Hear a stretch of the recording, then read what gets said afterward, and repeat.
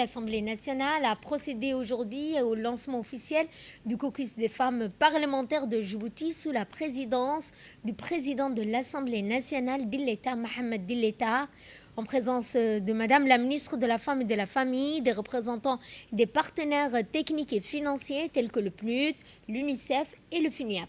Des représentations diplomatiques, notamment celle de la France.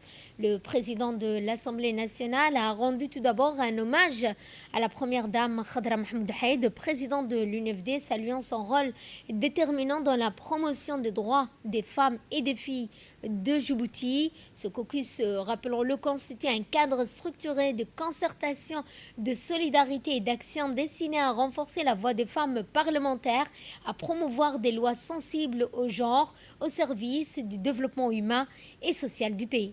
À cette occasion, la ministre de la Femme et de la Famille a salué la création de ce caucus qu'elle a qualifié d'initiative structurante en faveur de l'égalité des chances, de la gouvernance inclusive. Prenons la parole à son tour l'honorable Nema Burhan, présidente du caucus des femmes parlementaires, a rappelé le rôle fondamental de ce caucus.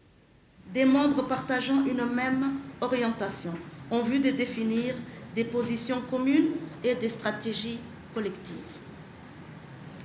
Cette plateforme se positionne comme un espace de plaidoyer, de solidarité et d'action visant à amplifier la voix des femmes, tant au sein du Parlement que dans l'espace public. Son objectif se veut double: défendre les droits et les intérêts des femmes en contribuant activement à l'accompagnement de politiques inclusives et équitables. Monsieur le Président, distingués invités, chères sœurs, l'ouverture officielle de ce caucus marque ainsi le début d'un engagement en faveur d'une représentation plus équitable et d'une gouvernance plus inclusive. Elle appelle à une collaboration étroite entre les institutions nationales, les partenaires techniques et financiers et l'ensemble des acteurs engagés pour le développement durable, la paix et la cohésion sociale.